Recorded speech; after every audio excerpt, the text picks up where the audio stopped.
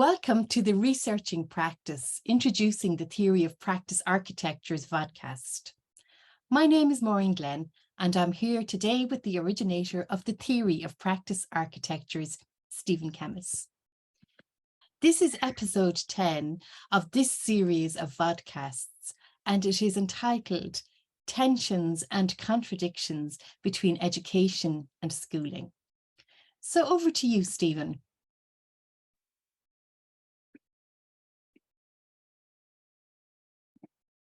So here we are, episode 10. And we've been talking before in the most recent episode about action research and changing practices. And we looked at action research in terms of the spiral of self-reflection and the picture of the spiral staircase, which may not be the best picture of a spiral. Or even the best way of saying that action research operates, because it doesn't necessarily follow those neat steps. But we were talking last time about participants needing to construct new arrangements to support new and emerging practices. And so this version of the table, instead of having the practices on the left and the practice architectures on the right, has the practice architectures on the left, saying, if you want to achieve sustainable changes to practices, you need to change the languages and discourses people use so they think differently and talk differently about what they're doing. You need to change their work and activities, the things they do. So you need to change the material arrangements that support them. And you need to change the social relationships of solidarity and power that exist in those places. And you might remember that I said that the theory of practice architectures was partly driven by a kind of political concern that states and education systems were telling teachers that they needed to do better, but they weren't saying to them that they'd give them better professional development and continuing professional development resources, better or improved resources to support their work, and improved relationships of solidarity and power. Indeed, in many ways, they wanted to shut down professional development thinking. They wanted to save resources, and they wanted to put teachers under more surveillance in those relationships. And so part of the theory of practice architecture, the political purpose, is to say, give us the tools and we can do a better job. And so if we want to have improved practices of education, we need better tools. And we need these better practice architectures, better arrangements. Sorry, Stephen, I think that's a really important point, because I think so in some jurisdictions, I think there are huge expectations for teachers to be continuously improving, and it puts a pressure on them, and it's a sense of improvement that's perhaps even outside their own remit, but that they have to reach particular standards and tick particular boxes. And the whole notion of improving one's practice sometimes is frightening and a huge burden for teachers to bear. I absolutely agree with you. And I think that the notion of improvement is that teachers are being told, you improve yourself by yourself, and we will judge whether you have improved because we control the standards. And it's about the deprofessionalization of teachers. And it's certainly not, as I have said before, that kind of way of thinking about teachers and teaching gets them listening to the bosses over their shoulders rather than to the students and their colleagues who are in front of them and around them. So I think it's a pretty problematic view. Mm-hmm. But teachers themselves also have the capacity, and we had a bit of a debate about that last time, to change some of the practice architectures that shape their practices. And I think collectively teachers have good opportunities to change the conditions that support their work at school level and so on to allow them to do. I mean, if we're talking about teachers in schools. And today we are focusing mostly on education. And so I have a particular view about what education is. To me, education is a process by which children, young people, and adults are initiated into forms of understanding that aim to foster individual and collective self-expression, modes of action that aim to foster individual and collective self-development, and ways of relating to others in the world that aim to foster individual and collective self-determination. These individual and collective aims mean that education is always oriented, on the one hand, towards the good for each person, and on the other, towards the good for humankind. And we could say the good for the community of life on Earth, which includes, of course, the good for humankind. Now, those things, self-expression, self-development, self-determination, come for me from the work of Iris Marion Young, the philosopher of education, who said that if we want to have greater justice in the world, we need to have less injustice. Injustice takes two forms: the practices and structures that limit domination and oppression. Oppression is what limits structures and practices that limit self-expression and self-development, and domination is what structures and practices that limit self-determination. And so for me, those things are tied up with a view of a socially just world.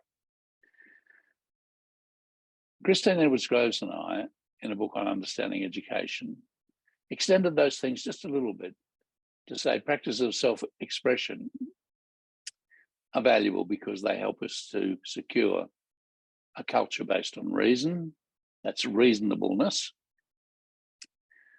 Practices of self-determination, of self-development that help us secure productive and sustainable economies and environments. And practices of self-determination help us to secure just and democratic societies. And to me, that's the big purpose of education. To put it in the form of this picture, education is an initiation to forms of understanding, to secure cultures based on reason,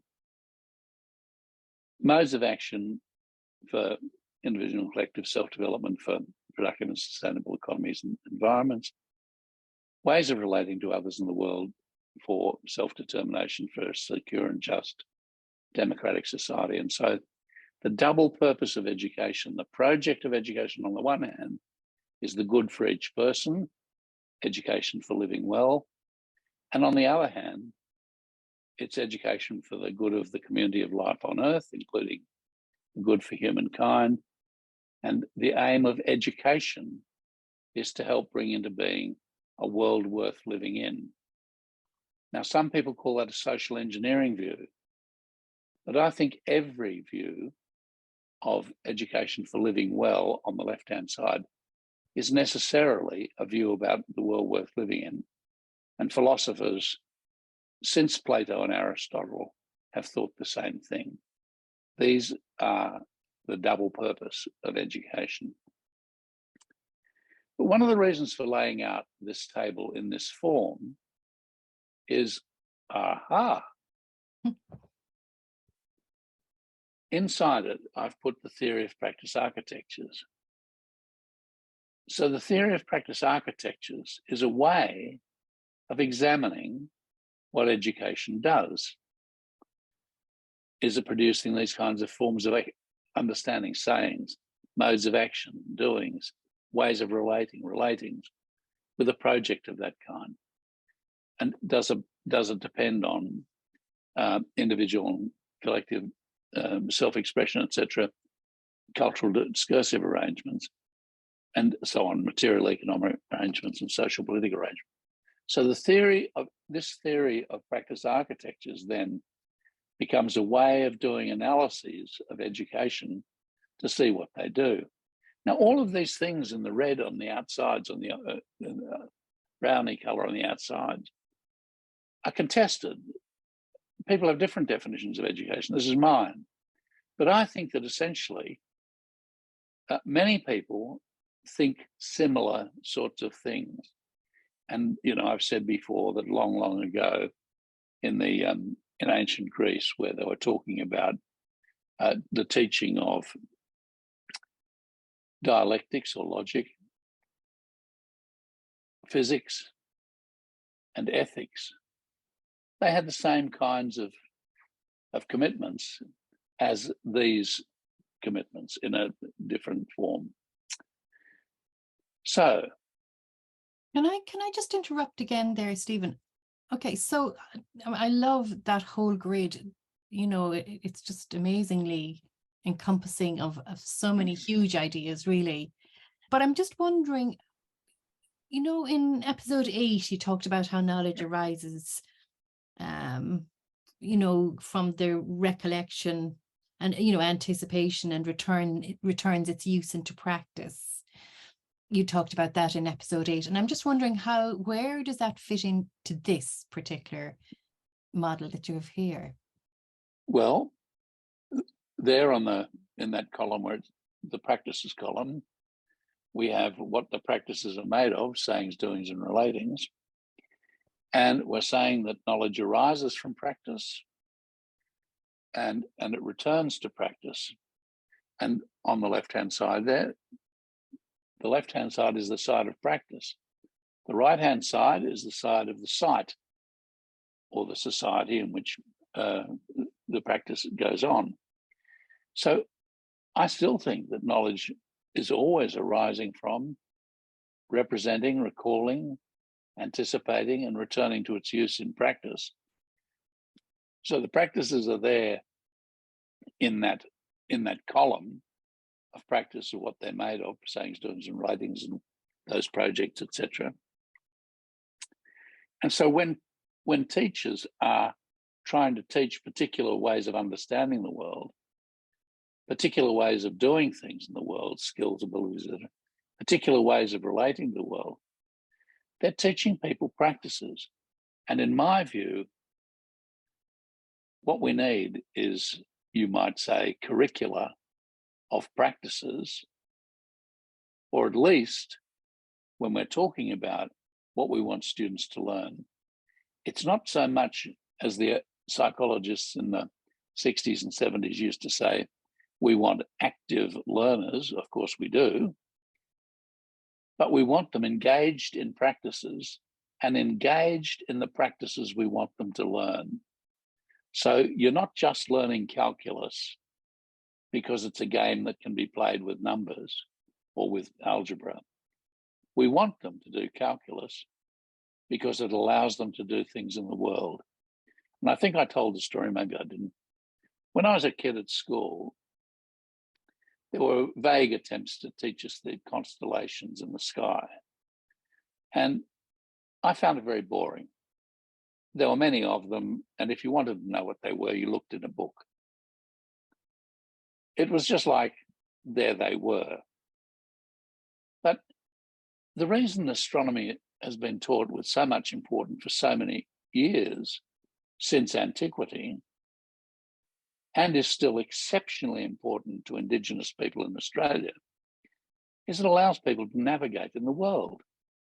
And so they can find their way in the world, and you can sail out on the Mediterranean or the Atlantic or the whatever, and you can find your way because the stars will lead you.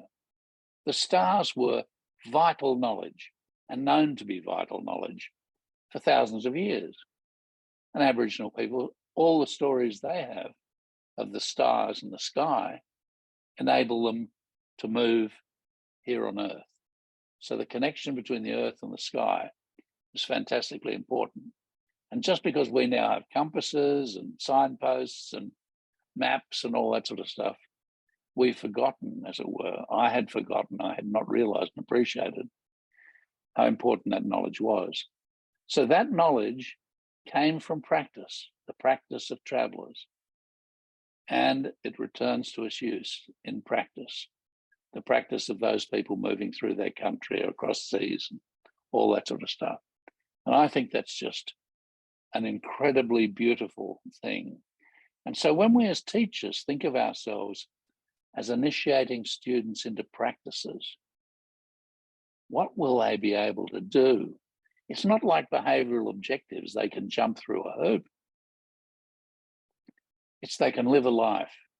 And almost all of the teachers that I know want to make a difference to the way people live their lives and give them resources to live great lives with. So there's education for you, Máirín. That's great. I'm delighted. No, it is so all-encompassing, really. Yeah. Well, you know, it can't be a theory of everything. Anyway, onward and upward. So we have a series of books. The first one is out. The second one is soon to come out. Living Well in a World Worth Living in for All. And people in the Pedagogy Education Praxis International Research Network have contributed chapters to this book, talking about how all sorts of different people around the world interpret what it means to live well in a world worth living in. And so you can download this book free tomorrow, immediately. It's available, open access. Many people have downloaded it already. You know, I'm amazed how many. But the stories to me, remember, I am an editor of the book. The stories to me are quite inspirational about how people are changing the world. And in a way, this idea down the very bottom, left and right, of the theory of education picture, education for living well in a world worth living in for all. And so you can see all sorts of ways these ideas are influencing what people think and do. I think the idea, the notion that it is an open access book is wonderful, because, you know, it's aiming the book, it's allowing people, everybody in the world who is interested in reading it, to access it, you know, so it's an act of democratic intent in itself. Well, yeah, great debt to the universities from which some of the authors and editors and so on come, who put up some money so that the book can be open access. And we're very grateful to Springer for allowing it to be open access. But it means that the ideas can travel. Now, here is a problem. We've been talking about the practice of education, but we're also needing to talk about the institution of schooling. And so I've drawn from this famous book of Alistair McIntyre, After Virtue, A Study in Moral Theory. We talked about Alistair McIntyre's definition of practice in the second episode, I believe. Here he's saying, practices must not be confused with institutions. Chess, physics, and medicine are practices. Chess clubs, laboratories, universities, and hospitals are institutions. Institutions, remember he said about practices, the practices pursue internal goods. Like if you want to do history, you need the practices of history doing in order to get good histories. But institutions are characteristically and necessarily concerned with what I've called external goods. Institutions, universities, hospitals, schools, are involved in acquiring money and other material goods. They're structured in terms of power and status, and they distribute money, power, and status as rewards. Nor could they do otherwise if they're to sustain not only themselves, but the practices of which they're the bearers. For no practices can survive for any length of time unsustained by institutions. And consequently, of the goods external to the goods, internal to the practices in question. So those practices and institutions characteristically form a single causal order in which the ideals and the creativity of the practice are always vulnerable to the acquisitiveness of the institution, in which the cooperative care for the common goods of the practice is always vulnerable to the competitiveness of the institution. In this context, the essential function of the virtues is clear. Without them, that is, without justice, courage, and truthfulness, practices could not resist the corrupting power of institutions. And when you see institutions, whether they're private schools or universities, or when the money questions dominate all their calculations, and when the practices of, in the case of the university, academic life, are made secondary to the concerns of finance and administration, a university is at risk. And it's not just a question of being morally at risk.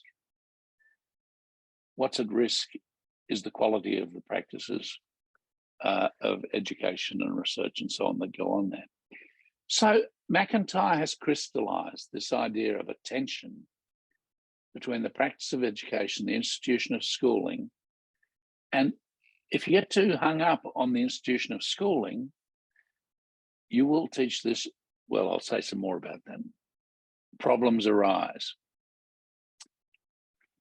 Now, some people will remember that Basil Bernstein talked about three message systems of the school. Curriculum, pedagogy, and assessment are the three message systems of the school. And I'm going to talk about those in the context of a theory of schooling to show that schooling is essential in societies, and has been for many years, for cultural, economic, and social reproduction and transformation. So, curricula are for the discursive formation of learners. Teachers teach, differentiate, distribute to students knowledge and understandings. Differentiate, divide, and distribute knowledge, language, specialist discourses of different kinds of levels to reproduce or transform cultural distinctions that differentiate people and groups in a community or a society. So some people do one job, some people do another, some form one class, others another class. Schooling is also important for the material formation of people through pedagogies which foreground material economic arrangements, including different times, periods, work, terms, years, and places, school sites, and involve different material objects, bodies, resources, material, equipment. They divide and distribute capabilities and skills of different kinds and levels. And in the end, they reproduce or transform the technical division of labour in a society. They make some people the doctors and lawyers and plumbers and whatever. So teachers and schools are differentiating and distributing skills and capabilities to some learners and not to others. And schools have this social formation role. And through assessments, grades, examinations, credentials, and evaluation, they foreground social political arrangements that differentiate and distribute qualifications among different learners, positioning them in particular kinds of life world connections with one another and affiliations. I'm a guy, you're an Irish woman, etc., etc. And system roles and responsibilities. You're a principal, I'm a student, you're a teacher, I'm a whatever. And they reproduce and transform the social and the social division of labour in a community and society. And associated with that social formation, our students are being aligned with values, emotions, moods, desires, affinities, and affiliations. So as Jean Lave talks about in her book, A Learning in Everyday Life, every high school student in America learns where they belong. I'm a black woman. I'm a white working class guy, etc. People learn who their people are, and everyone in school knows where they're meant to fit in. And schools produce this. I must say, Máirín, I remember visiting Ireland at a tremendously important time when people were trying to struggle with how schools could work across sectarian divides in Irish society in the 1970s. And really, some heroic efforts were being made to try and prevent the reproduction of those differences that were so difficult in sustaining this in the troubles that Ireland was confronting at those times. But that's not unusual. That's what schools do all the time and everywhere. They're reproducing the social structures that we have. So schooling is performing these functions: discursive, material, and social formation. And these are in tension with those things in the picture, in the middle of the picture, the theory of education. So schools are trying to do those things, but they're also being asked by the societies they operate in to do those cultural, economic, and social reproduction transformation jobs. Is this making sense? It's making sense. And I think there isn't a teacher walking the planet who doesn't understand and empathize and know exactly what you're saying here. And I think it comes to the heart of what we should enact perhaps as practitioners when we think about education, when we think about what it is that we do and why we do it. But knowing that the values of education are essential for these life world functions of forming human beings and so on, knowing that we're doing these things in the context where the institution wants us to do this reproduction, knowing that we're in this tension allows us to value the practices. And McIntyre helps us to see how you can value the internal goods of the practices, watching the lights come on in the eyes of those students in front of you, even though the school has to meet these objectives, operate within this budget, align with these professional standards, etc., etc. They're tensions for teachers, and I believe they're at the, as you suggest, there's not a teacher on the planet who doesn't understand those tensions. I think that's perhaps why I was arguing with you or discussing animatedly with you about how teachers can influence practice architectures, how practices in teachers' classrooms can actually really, really influence practice architectures. And I think it was this dilemma that I felt was, is really very restricting, perhaps. Yeah, but as you say, there's hardly a teacher on the planet who doesn't know what they're in it for, and it's seeing the light, and it's creating opportunities and creating pathways for people to realize themselves and a society worth living in. And I think there's hardly a person goes into teaching who doesn't want to do those things, but there's hardly a government in the world that understands that's why they're there. That was a bit smug, wasn't it?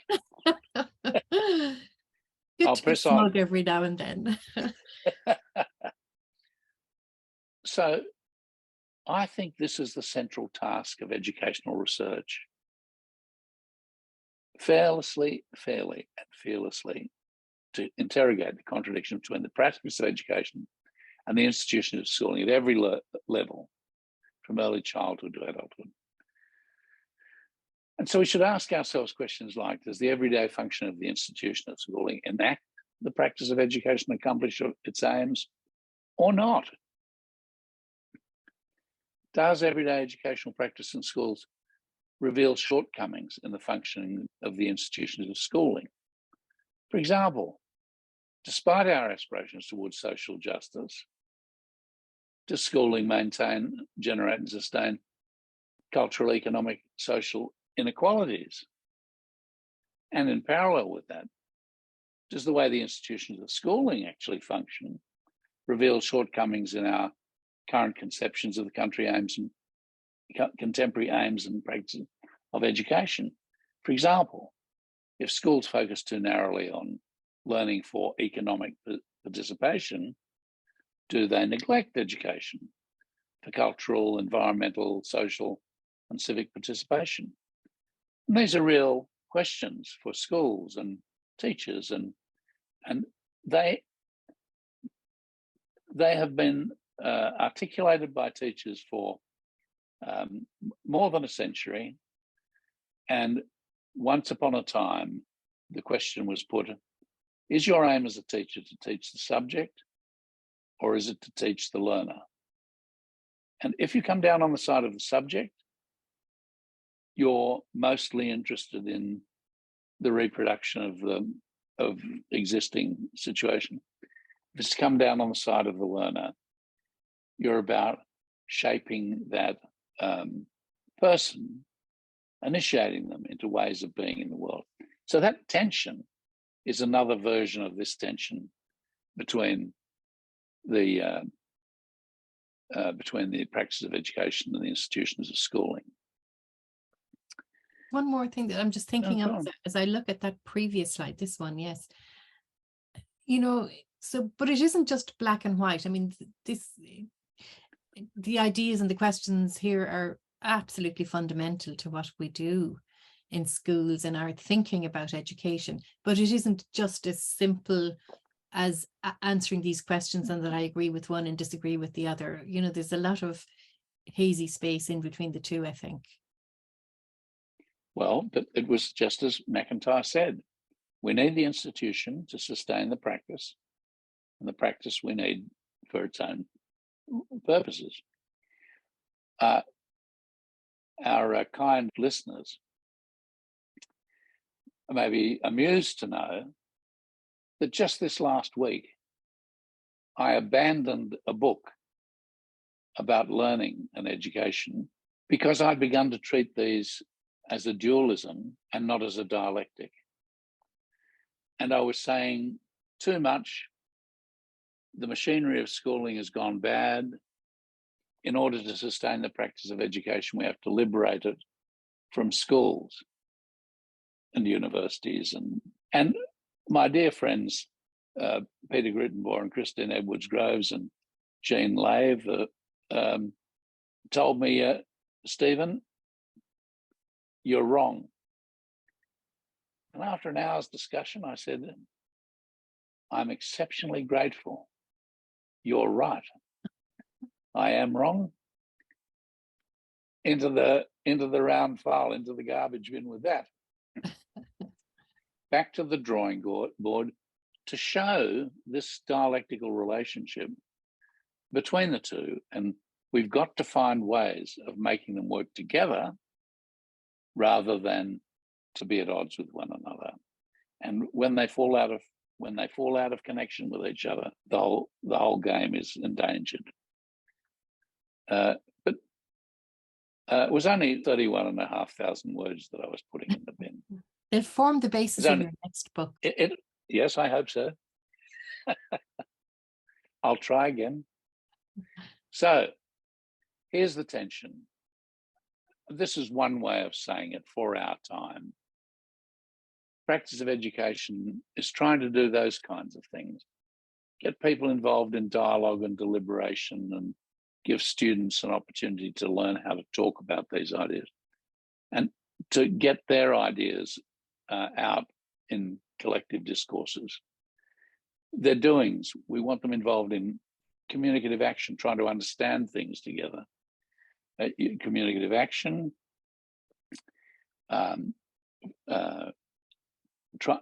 striving for intersubjective agreement, mutual understanding and consensus about what to do, and therefore needing time and space for shared collective work.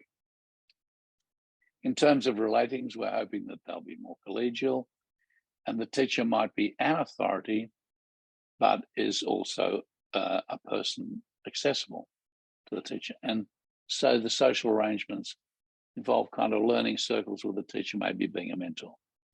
Project, good for each person and humankind. Landscapes of schooling, I don't mean open spaces in the sense of open planned schools necessarily, but places where people can work together and explore together. And the kind of dispositions towards democracy and social justice, and the kind of practice traditions that we already have: progressive education, critical pedagogy.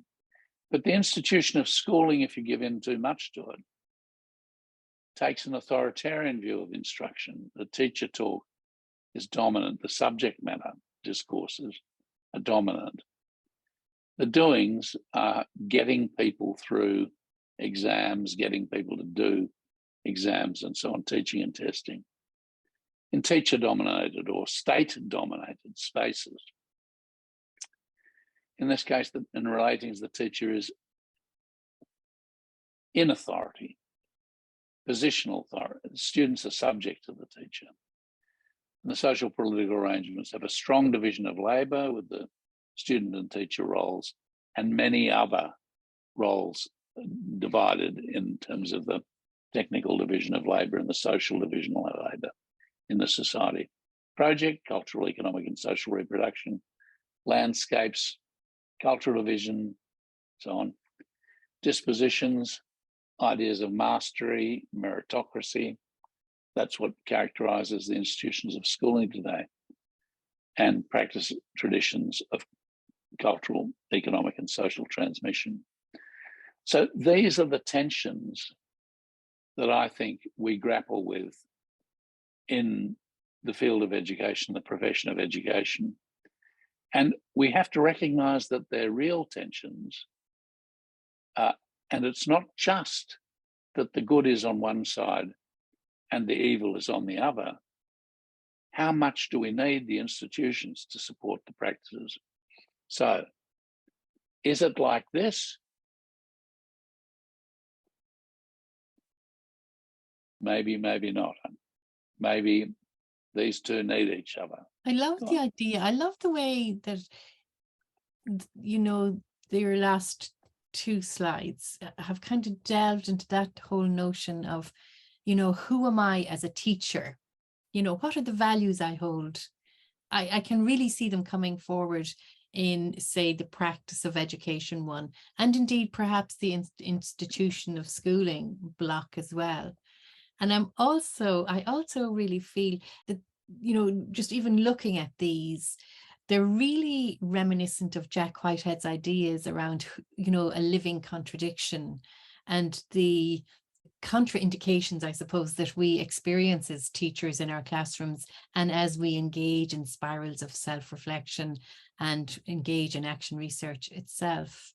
I think those two boxes are very useful for people who are maybe thinking of dipping their toe in the whole action research process, you know, to just get their creative juices flowing and to begin to think more deeply about what they're actually doing. I'm glad you say that. There's another way I could have done that institution of schooling side, and I could have made it about the practice of education, about the life world processes by which people connect with one another. And on the other side, the institution of schooling side, the system processes